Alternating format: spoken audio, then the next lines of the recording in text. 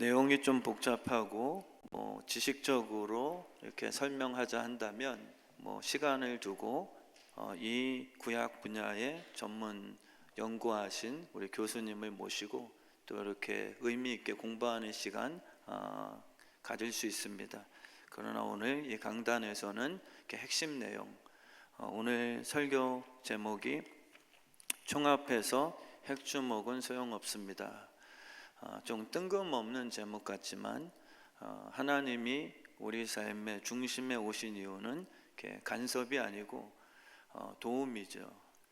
그래서 이 세상은 주먹자랑인데 너희는 그 주먹자랑 말고 더 강력한 무기, 하나님의 도우심 속에 골리앗을 능가할 수 있는 그 믿음의 어떠한 그 파괴력, 그게 오늘 민수기 광야를 살면서 우리의 인생 중심에 성막 중심으로 살아야 되는 이유를 설명해 주고 있습니다. 그래서 겸손이라는 것, 예배와 매우 관련이 있고요. 예배는 겸손해야 됩니다. 내 마음대로 해서는 안 되고 하나님을 인정하는 거죠. 그래서 오늘 이 본문을 보면서 하나님을 내 마음의 중심, 그 뜻을 인정하는 것, 이것은 이제 겸손의 축복입니다. 그러니까 겸손은 내 시작, 기원에 대해서 믿음으로 받아들이는 그러한 해석이죠. 원숭이가 사람 됐다. 왜 진화론이 이렇게 강조되냐 하면 마귀가 하나님을 대적하기 때문이죠. 하나님이 창조한 것, 그것을 인간들이 인정하지 않길 원합니다. 그것을 인정하면 말씀이 당연히 진리죠. 창조주를 인정한다면 그분이 쓴 성경책은 당연히 창조물인 저희들에겐 당연히 지켜야 되는 규범이 되겠죠.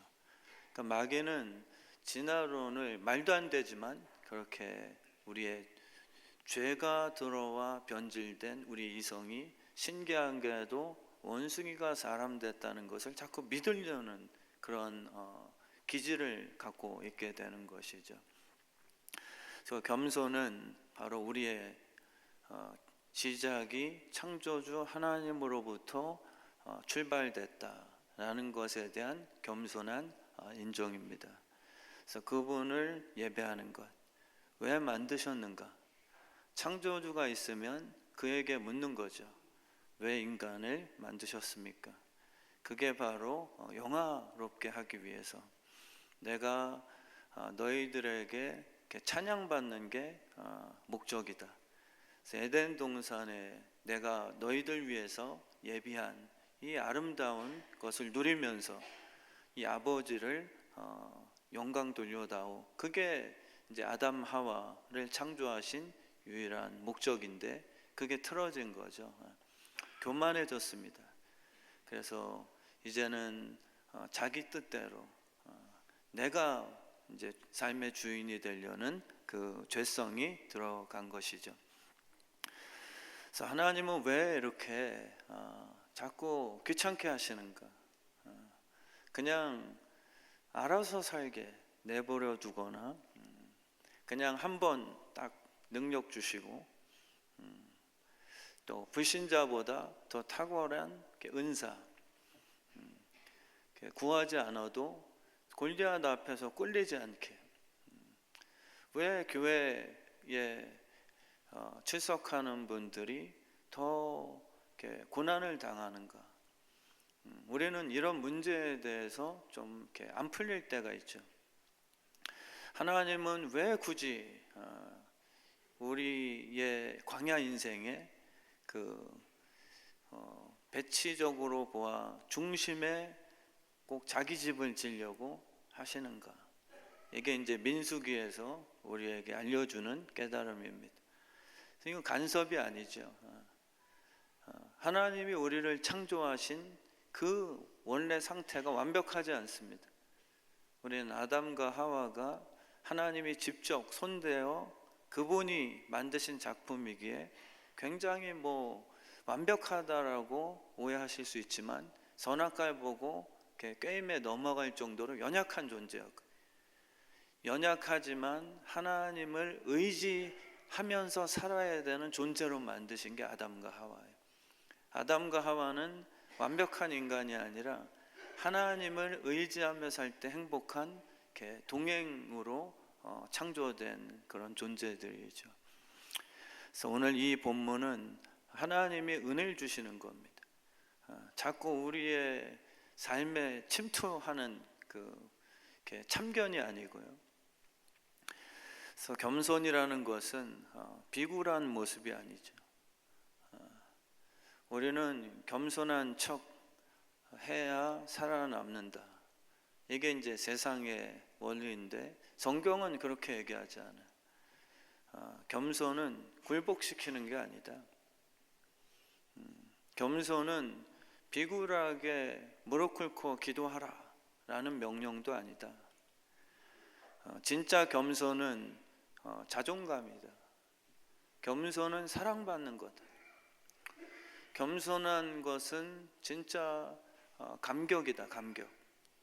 우린 겸손 그러면 사람의 그 눈치, 사람이 나를 교만하게 보면 어떡하지? 이 목사로서 성도들이 나를 어떻게 평가할까? 이것으로 우리는 이렇게 연결시키죠. 근데 겸손은 그 영역이 아니에요. 성경이 말하는 겸손은 하나님이 나 같은 죄인을 사랑하신 감동이죠. 그게 겸손의 본질 내용입니다. 조건 없는 자. 그래서 겸손은 이렇게 도덕 윤리적으로 내가 낮아져야 돼 라는 뜻이 아닙니다. 내가 왜 높아졌지를 고민하셔야 돼요. 진짜 겸손은 나 같은 겁쟁이가 어떻게 기도원의 용사가 됐지? 나 같은 말더듬이가 어떻게 이스라엘의 지도자로 선발이 되었는가? 그게 겸손의 열매예요. 그래서 겸손이란 나 같은 죄인을 위해 죽으신 그 전능자. 정말 그 하나님이 나를 알고 있을까? 이게 해결되는 순간이 진짜 겸손의 시작이에요. 겸손한 척해야 하나님이 날 알아주시는 거 아니야가 아니라 겸손한 척해야 돼. 내가 아직도 하나님의 기준에 못 미쳐. 그러니 목사님이 교만한 자, 똑바로 말 잘 들으세요. 이런 종류가 아니라 정말 나 같은 죄인이 탕자가 돌아왔는데 아버지가 안 때려요.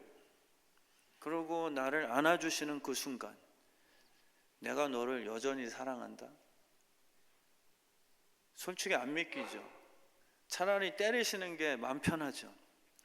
잘못한 만큼 내가 보상으로 혼내시는 거 감당하고 그 다음에 자녀로 다시 라이센스 갱신해 주시든지. 근데 그 아버지가 돌아온 탕자를 보고 그냥 아무 묻지도 않고 안아주심.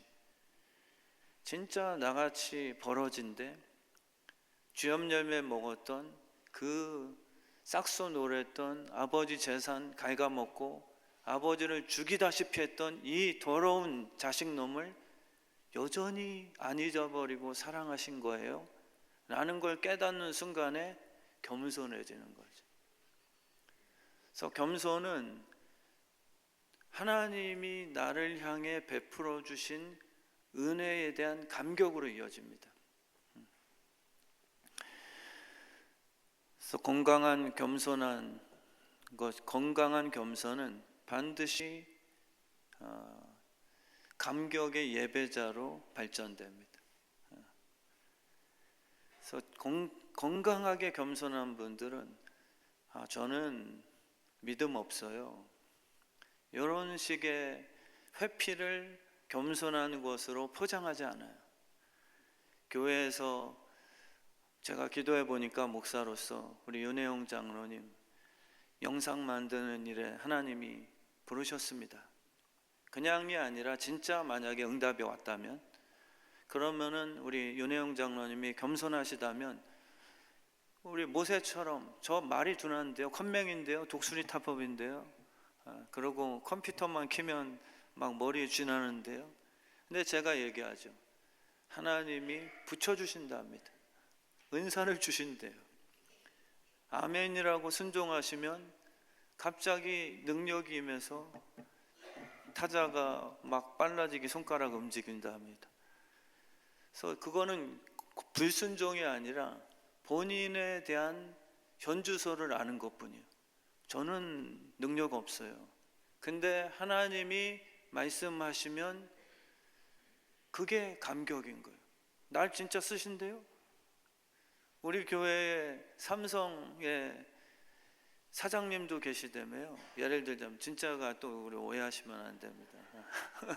삼성의 컴퓨터 개발시키는 사장님도 계시다며 왜 그분을 안 쓰시고, 말 잘하는 아론이 아니라 왜 날 찾아오셨는데요? 그러니까 하나님이 너를 선택했다.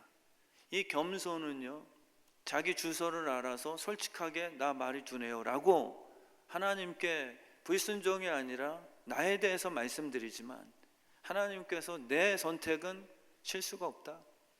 거기 앞에서 그래서 겸손은 뭐냐면 감격이에요. 진짜 날 쓰시겠대요? 나같이 부족한 사람을 목사로 쓰시겠대요? 저도 그 순간 고등학교 1학년 때 엄청 울었거든요. 저는 발표도 못하고 항상 소극적이었고, 집안에서도 저희 부모님이 첫째 형님, 셋째 동생은 목사로서 자격이 되지만 둘째는 뭐 말이나 하겠냐? 항상 이러셨거든요. 새우도 깡이 있고 양파도 깡이 있다는데 둘째는 깡이 있을까? 맨날 그거 얘기하셨어요. 맨날. 근데 겸손은 뭐냐 하면 하나님이 진짜 나를 신부로 선택했대요. 그래서 이 겸손은 내 조건이 아니라 하나님이, 신랑 예수가 나를 그럼에도 불구하고 사랑했다고 하는 그 증명이 될 때, 그때 겸손해지는 거예요. 내가 더 잘난 것처럼 느끼려고 쇼 부리는 게 아닙니다. 그게 바리새인들이에요. 겸손해야지, 이게 본인이 의식이 돼요. 그래서 그분들은 좀 느끼해요. 겸손한 척하는 분들은 약간 뭐 여러 가지 목소리도 눈빛도 뭐 이렇게 약간 교양 있게 뭐 그렇게 이제 조금 되는 거예요. 근데 겸손은 내가 남보다 더 의로운 목사라는 것을 이렇게 증명해내기 위한 회칠이 아닙니다. 진짜 겸손은 내가 죄인인데 주님이 날 사랑했어요. 네가 아니래 이 자식아, 이렇게 담대한 거예요. 내가 잘난 게 아니라 무슨 드라마에서 너무 훌륭하고 스펙 좋은 여직원이 있는데 가난한 이 말단 직원 여인을 이 회장 아들이 사랑해서 뭔가 회사에 완전 이슈가 돼버리는, 그게 겸손의 진짜 내용인 거죠. 다 아멘은 이시고 다 이렇게 이해하시는 거잖아요, 그죠? 저는 항상 그렇게, 제가 오늘은 설교하면서 한 번 정도는 아멘을 유도할 거고 좀 이제 강조할 겁니다. 그래서 겸손이란 건 하버드 졸업한 나 자신이 자랑스럽게 느껴지지 않는 거예요. 진짜 감사하게 되는 거예요. 왜 나에게 지혜를 주시고 공부에 재능 주셔서 하버드에 입학하게 하셨지? 근데 겸손한 척하는 분들은 하나님이 은혜죠 라고 하면서 은근 내 입으로 자랑하기는 조금 민망하니 겸손한 척을 해서 결국 인정받고 싶은 게 나 자신이죠. 뭐 그거를 우리가 폄하하자라는 게 아니라 진짜 겸손, 진짜 예배, 진짜 하나님 중심적인 삶이 얼마나 더 행복한가. 내 스스로가 살아가는 광야, 아무리 애를 써도 광야에 못 벗어나요. 근데 하나님과 동행하는 광야 민수기는 결국은 가나안으로 입성하게 된다라는 것을 깨닫게 해주시는 거죠. 그래서 우리는 정말 왜 나를 명문대 나오게 하셨지? 왜 나에게 탤런트를 주셔서 조수미처럼 이렇게 너무 아름다운 그런 성악의 재능을 주셨지? 이게 진짜 겸손이에요. 그래서 주님이 원하신 대로 내가 쓰임 받는 영광. 그래서 겸손한 자는요, 하나님과 늘 그분의 지혜로 협상합니다. 내 재능을 내가 결정하지 않아요. 주신 재능에 대해서 어디라도 큰 무대뿐만 아니라, 우리 정경호 집사님은 진짜 유명하고 그 최근에 정관장 뭐 하는 거 있죠. 그 목소리가 우리 그 CF에 나오는 목소리가 이분의 목소리예요. 그 외에도 여러 가지 있습니다. 근데도 저랑 듀엣 하시잖아요. 집사님이 영광인 줄 아셔야 돼요. 교회에서 막 나가는 거예요. 진짜 겸손은 그래서 하나님이 쓰시고 즐거운 교회 공동체가 되는 거죠. 그래서 우리는 그냥 남에게 욕먹지 않은 정도의 겸손한 척, 이게 아닙니다. 오히려 겸손한 분들이 더 활발해져요. 진짜 겸손한 분은요, 주님 그럼 쓰세요. 저의 말 더듬는 게 상관없다면 이스라엘 지도자로 쓰세요. 이렇게 주님을 의뢰하게 되고 신뢰하게 되는 것, 그 기쁨이 생기는 거죠. 믿음이 생겨요. 내가 오르고 싶은 바벨탑이 아니고요, 그 교회 담임으로 가라. 내가 대형교회 부임으로 가고 싶은 분들은요, 자기 스펙 자랑이에요. 물론 우리 한국교회 훌륭한 분들이지만 그냥 본질적으로 누구를 이렇게 뭐 상상 떠올리지 마시고, 내가 큰 교회 가고 싶은 분들은 조심해야 됩니다. 근데 대개 제가 아는 훌륭한 대형교회 목사님들은 거기서 청빙이 왔대요. 제가 막 써서 들어가려고 애쓴 게 아니라, 나는 부족하다, 나는 좋은 분들 많지 않냐, 근데도 장로님들이 와서 끝까지 청빙을 해서 기도해 보겠다. 그래서 주님께서 내가 능력 줄 테니까 모세처럼 거기에 지도자 되라, 뭐 이런 경우가 많은 거예요. 그러면은 이분들은 믿음을 경험하게 돼요. 내 실력이 아니라 주님의 부름에 순종만 했을 뿐인데 매 순간마다 기도로 돌파하게 돼요. 예배가 살아있죠. 그분들은요, 내가 머리 쓰는 게 아니라 부르심 받은 겸손한 모세들은요, 문제가 생길 때마다 조용한 곳에 가서 주님 부르셨으니까 해결해 주세요. 제가 간다는 거 아니었잖아요. 저는 실력 안 된다고 먼저 얘기했죠. 그러니 하나님이 부르셨으니 이 순간에 나가고 들어가고 출입할 줄 모르니 지혜 주세요. 저도 똑같거든요. 저는 겸손한 척이 아니라 진짜 있는 게 없어요. 뭐 저희 부친 목사님도 늘 입 조그마다, 뭐 입 크게 벌려라. 부흥사 목사님이시니까 야, 좀 바이올린처럼 이렇게 깨갱대는 좀 이렇게 소리. 그래서 제가 그 앞에서 절대 저는 불순종 안 하고 네 아버님 하다가, 그때는 약간 용기가 나서 첼로 나름대로의 멋진 음색이 있답니다. 제가 그 의견 드린 게 뭐 유일한 반항인데 저는 진짜 문제 될 때, 주님이 고등학교 1학년 때 목사 되라고 부르셨거든요. 진짜 환상을 보여주시고, 그런 거 저 쓰는 거 맞아요. 형님도 있고 동생이 있는데 저는 목사 안 된다 그랬거든요. 근데 그 칼빈 여기 신학교에서 밤새 기도하는데 정말 성령님이 환상 보여주시면서 음성 들려주시면서 예수 그리스도의 심장 주신다고 하면서 저를 부르셨어요. 그래서 지금도 저는 모르겠어요.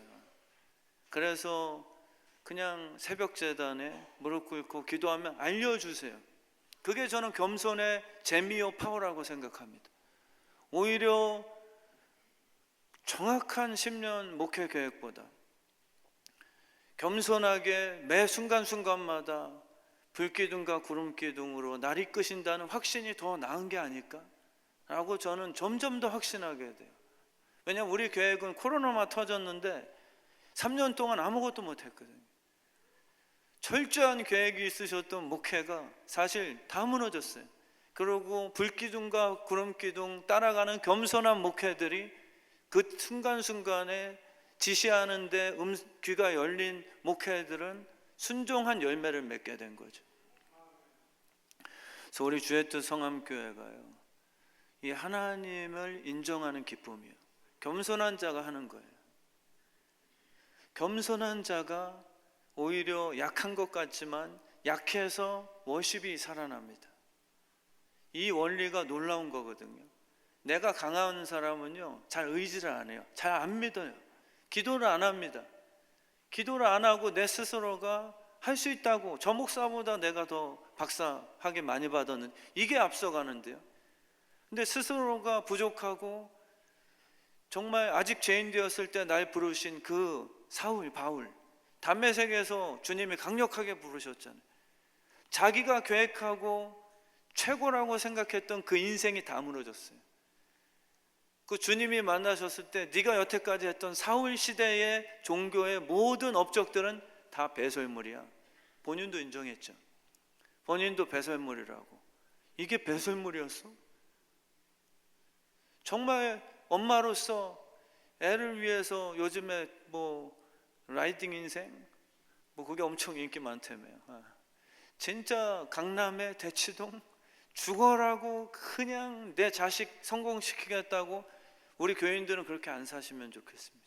정말 갈대상자를 만들어서 주께 띄워주세요. 정말 탁월한 하나님의 모세가 거기서 나오니까요. 그러니까 우리는 진짜 내가 똑똑하고 내가 만들어 놓은 거예요. 근데 그거는 무너지게 되는 거죠.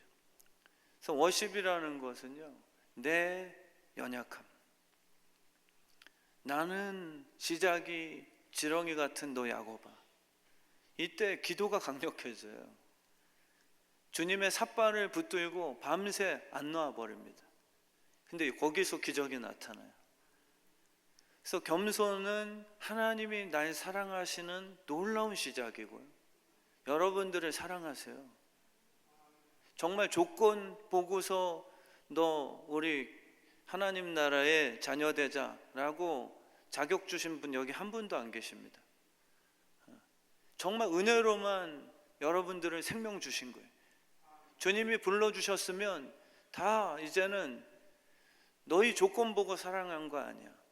그러니 이제부턴 그 겸손이 능력이 될 거예요. 겸손한 자를 높이신다 그랬죠. 높은 자를 캐스팅하시는 게 아니라, 주님께서는 겸손한 자를 높이시는 그 이유가, 겸손한 자는요 사랑을 알아요. 우린 겸손 그러면 내가 착한 척, 목사로서 다른 목사님보다 더 이렇게 사회봉사 많이 한, 이게 겸손의 본질이 아니라 나 같은 죄인을 왜 사랑하냐. 진짜 묻는 거예요. 그 남편한테요, 그 남친한테. 너는 부잣집 아들이고 나는 아무것도 없는 그런 여잔데 너 왜 나한테 접근해? 물어보세요. 주님 왜 나한테 자꾸 접근하시는 거예요? 뭐 빼먹으시려고요? 왜 자꾸 우리 삶의 중심에 성막을 지으라고 하세요? 욥이 그 문제 갖다가 하나님께 계속 싸웠어요. 도대체 내가 뭐길래, 사람이 뭐간데 이렇게까지 안 놔주십니까? 차라리 죽이세요 그랬거든요. 아니 뭐를 만드시려고, 내가 그렇게 뭐 크게 잘못한 것 같지도 않은데, 욥은 욥기서 보시면은 사람이 무엇이간데 하나님 왜 나를 이렇게까지 중요하게 생각을 하세요라고 물었어요. 나 갖고서 왜 이렇게까지 뭘 만들어 대시려고 그래요? 그러니까 나중에 깨달았죠. 하나님이 진짜 나에게 청혼하신 것을, 진심을 아는 거예요. 욥이요. 그냥 욥은 어느 정도 하나님께 잘하면, 율법적으로 잘하면 하나님의 존재 믿었어요. 그리고 잘한 자에게 복 주시는 정도의 율법적인 그런 시스템을 갖고 있었어요. 근데 그 고난을 통과하면서 도대체 내가 왜 이러시는 거예요? 근데 주님께서는 나 안 놔. 나는 너를 사랑해서 진짜 거룩한 신부로서 반드시 내가 우리 가문에 걸맞는 그런 명예롭고 아름다운 신부로 정금으로 만들어낼 거야. 그때 알아버리죠. 그 욥은 그때 만져서 알고 맛봐서 알고 예수 신랑의 진짜 뜻을 그때 깨닫고 너무 감격해 버립니다. 진짜였구나. 이 남자가 그냥 나 갖고 놓은 게 아니었구나. 이게 우리의 마음이에요. 왜 주님 저 갖고 놓으세요? 왜 자꾸 뭐 시키는 거 했는데도 안 되는 것 같고, 그리고 교회 일 있을 때는 써먹다가 왜 나 또 힘들 때는 버림당하는 것 같고, 이런 교인들도 계시거든요. 시험 들고. 그게 아닌 거예요. 정말 주님께서 우리 삶의 성막으로 중심에 들어오신 그 이유는 무엇이냐면 진짜 청혼입니다. 너를 진짜 사랑해. 그럼 우리의 답은 그거죠. 그게 이제 증명됐다면 진짜예요. 나를 그냥 사랑하는 거예요. 내가 그러면 결혼하겠어요 라고 그 청혼을 받아주면 신랑 되시는 예수님은 진짜 기쁘신 거예요. 이게 이제 확인이 되면 너무 그때부터는 겸손히 감격으로 되어서 그 남편을 위해서 다 목숨까지 내어놓죠. 그 여인은 이제 진심을 알아버렸어요. 그래서 자기의 예전에 음란했던 시절, 그리고 예의 없던 잘못된 습관, 근데도 존재로 사랑한다는 그 남편의 진심을 안 후로부터는 자기가 기쁨으로 남편을 맞춰주기를 이제는 각오합니다. 나 그럼 배울게요. 남편, 당신과 하나 되고 행복하기 위해서 예의와 예절과 당신 가문에 걸맞는 그거 한번 해볼게요. 부담이 아니라 정말 사랑으로. 이걸 우리 주님께서 우리에게 기대하시는 거죠. 그래서 여러분과 저도요, 정말 하나님을 예배하는 그 이유가 뭐냐? 한번 눈빛으로 여러분들 한번 이렇게 질문해 보세요. 째려보시지는 마시다. 이럴 때 꼭 앉으려고 눈싸움 하시는 분들이 계신다. 하나님을 왜 예배한? 하나님은 우리에게 아버지로서 인정받기 원하세요. 요즘에 폭삭 속았수다라는 그 드라마 되게 인기 때문에 폭삭 속았수다. 거기서 그래요. 난 엄마처럼 안 살 거야. 엄마는 도 아니면 개 인생 아니야. 나한테 더 이상 그런 인생 강요하지 마요. 나는 엄마처럼 안 살 거야. 근데 그 엄마가 그러죠. 딸, 그래도 엄마 인생 다 나쁜 거 아니야. 아빠랑 또 결혼할 거야 엄마? 이렇게 궁상 맞은데 또 결혼할 거야. 그 이유를 설명하죠. 아름다웠기 때문에. 엄마의 인생에도 좋은 그림들이 많다. 그러고 억울하지 않고 딸, 너를 위해서 희생한 스토리잖아. 이걸 얘기해요. 그러니까 정말 이 하나님께서는 뭐로 인정받기 원하시냐? 그 딸한테 그렇게 얘기해. 엄마 인정해주면 안 돼.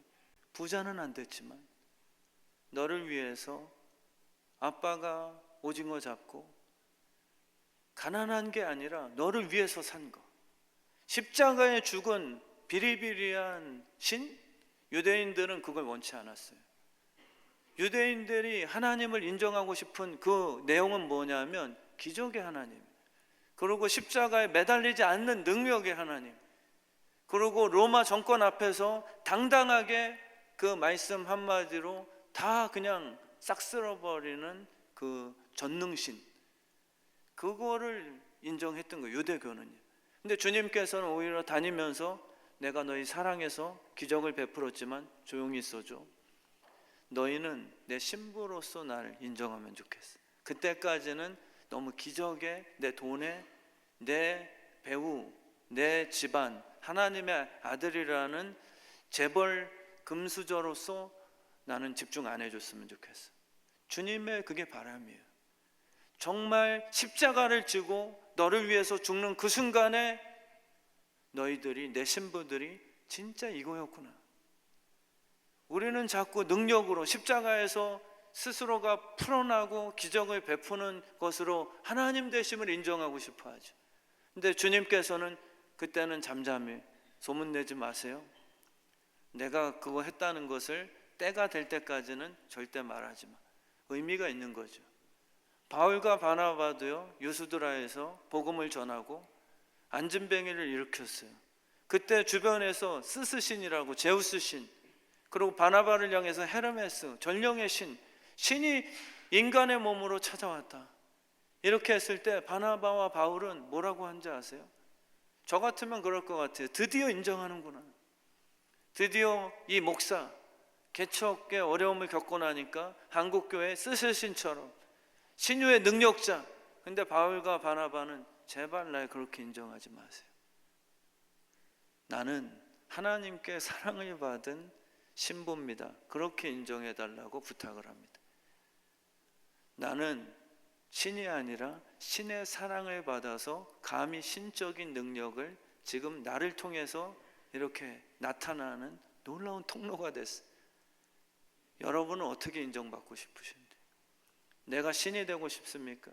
나는 다른 사람보다 더 능력이 많은 자입니까? 아니면 죄인인데 하나님의 사랑을 더 많이 받은 자로서의 신부로서 남편 사랑을 더 많이 받는, 아니면은 이 남편의 사랑받아서 행복한 게 아니라 나는 난데 독립을 하자, 나는 여성으로서 내가 돈 벌고 내가 더 잘하고 내가 더 높아지는 것으로 인정받고 싶으시, 예수님의 신부로서 행복한 게 그게 바울과 바나바의 인정받고 싶어하는 내용이었어요.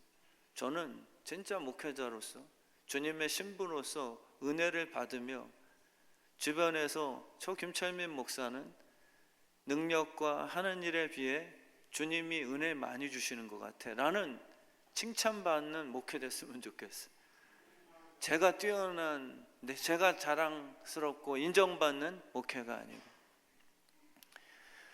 그래서 결론을 짓겠습니다. 우리 안의 심장이요, 우리를 조작하지 않습니다. 주님의 심장은 우리를 지배하지 않아요. 굴복시키지 않습니다. 언제 그러신 적 있어요? 아브라함의 친구처럼 대하셨고 하나님 무서운 줄 알지? 그건요 정말 경외하는 마음이에요. 여러분들이 죄지면요 하나님이 무서운 하나님이 아니라 여러분들이 주님을 사랑한다면 내가 죄짓죠. 자녀가 아프죠. 손 안 씻어서 병들죠. 그러면은 부모 무서운 줄 알아야 되는 게, 부모가 자녀가 부모 말씀 안 들어서 배탈 나서 병 나면 부모는 대신이라도 죽어서 자녀를 낫게 하고 싶어하는 희한한 존재거든요. 그걸 무서워하라는 거예요. 여러분이 죄지면 하나님이 막 때리는 것보다 여러분이 아픈 모습을 보고 십자가까지 또 지고 싶어 하시는 그 부모님의 진짜 진심을 무서워하셔야 돼요. 그냥 맞는 무서움이 아니라 주님이 대신 죽는 두려움, 그게 진짜 기독교의 복음이죠. 그래서 주님은 우리를 제국주의처럼 다루지 않으십니다. 우리 중심에 오셨다는 건 식민지가 아니에요. 은혜라는 건 그래서 대등한 조건에 흘러가는 놀라운 선물입니다. 우리 조정란 집사님이 정경호 집사님에게 요구하는 건요 은혜의 관계예요. 노예가 아닙니다. 종교는 노예거든요. 행한 대로 내가 보상해 주겠다. 근데 은혜는 뭐냐 하면 놀라움이에요. 뿌리에 붙은 가지에게 뿌리라는 신랑이 가지를 사랑해서 시절을 쫓아 과실을 맺게 하는 신랑의 선물이 거기서 표현되는 거거든요. 그러니까 은혜는 종에게 주지 않아요. 은혜는 예수 피로 거룩한 신부가 된, 상속인이 된 둘째 탕자에게. 그래서 은혜를 구하시라는 거예요. 정욕으로 구하지 마시고요. 열심히 종교 생활하고 내 정욕, 마약 주세요. 근데 하나님 응답 안 해. 내 이렇게까지 했는데 왜 돈 안 주세요? 이러지 말고요. 어느 부모가 애가 맨날 달고나 사달라 그러면 그거 주는 분 계세요?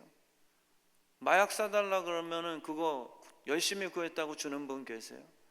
부모님은요 정욕으로 구하는, 애들은 정욕으로 구하거든요. 부모는 건강식을 베풀어 주고요. 부모는 은혜를 주고 싶어요. 은혜는 뭐냐면 새 피조물이 된 하나님의 자녀들의 행복하게 살 수 있는 하늘의 온갖 좋은 것들이죠. 그래서 우리가 은혜를 구하면 하나님은 기뻐하셔서 네가 은혜를 구하는구나. 그 은혜는 뭐냐 하면 하나님이 죄인을 사랑하신 성품이거든요. 살려내놓으시고 하나님이 우리를 살게, 행복하게, 기쁘게, 지혜 있게, 그리고 절망하지 않게, 포기하지 않도록 이 땅 살면서도 멋있고 존귀하게, 정말 하나님 나라의 백성답게 생육하고 번성하고 꿈을 꾸게 하시며, 그게 바로 하나님이 우리에게 공급해 주고 싶어하는 심장 역할이죠. 그래서 우리 주의 뜻 성함교회가요, 정말 이 은혜를 받으며, 우리 은혜를 받으며 은혜를 구할 수 있는 이 존재가 됐다는 걸 기뻐하시면 좋겠어요. 오늘도 은혜를 구하세요. 정욕으로 구하지 마시고 하나님이 날 사랑해서 주고자 하는 게 정말 우리가 구하는 것보다 훨씬 낫습니다. 그래서 오늘 이 시간 그 좋으신 내 신랑께서 은혜를 베풀어 주시어 회복되고 임재가 나타나는 시간 되게 해 주실 줄 믿습니다.